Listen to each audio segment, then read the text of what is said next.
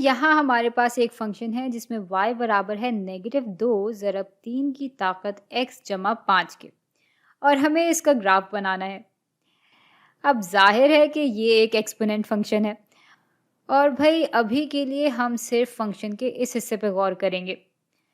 चलें देखते हैं कि जब x की कदर बहुत पॉजिटिव होती है तब क्या होता है, और जब x की कदर बहुत नेगेटिव होती है तब क्या होता है।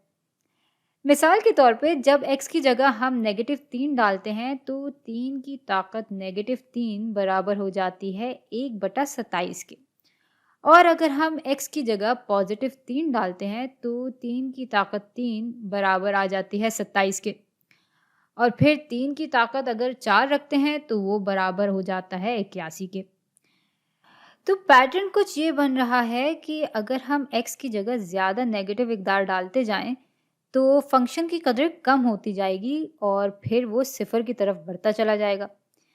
जबकि जैसे जैसे हम x की जगह ज़्यादा पॉजिटिव इकदार डालते जाते हैं तो फंक्शन एकदम से बहुत तेज़ी से बढ़ने लगता है। अच्छा, अब अगर ज़्यादा नेगेटिव इकदार डालने से फंक्शन का ये हिस्सा तकरीबन सिफर हो जाता है, तो उसमें अगर हम मज़ीद 5 जमा कर दें तो इसका मतलब होगा कि बहुत नेगेटिव इकदार पे ग्राफ 5 की तरफ बढ़ता जाएगा, और जैसे जैसे हम x की जगह ज़्यादा पॉजिटिव इकदार डालेंगे फंक्शन का ये हिस्सा बहुत तेज़ी से बढ़ेगा।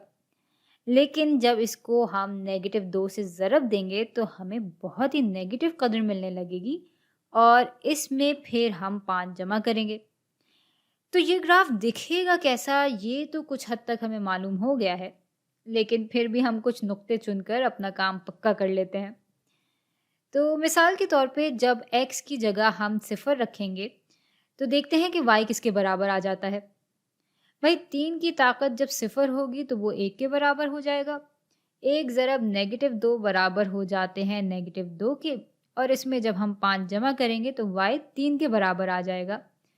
यानी एक नुक्ता तो कुछ यहाँ बन जाएगा हमारा। अच्छा, अब जब x की जगह हम 1 डालते हैं तो 3 बराबर हो जाता है 3 के, -2 ज़रब 3 बराबर आ जाते हैं -6 के, और इसमें जब हम 5 जमा करते हैं तो y फिर बराबर आ जाता है -1 के। तो भाई इन नुक्तों को जोड़ लेंगे तो इसका ग्राफ कुछ इस किस्म का बन जाएगा, और बस यूँ हमारा सवाल हल हो गया।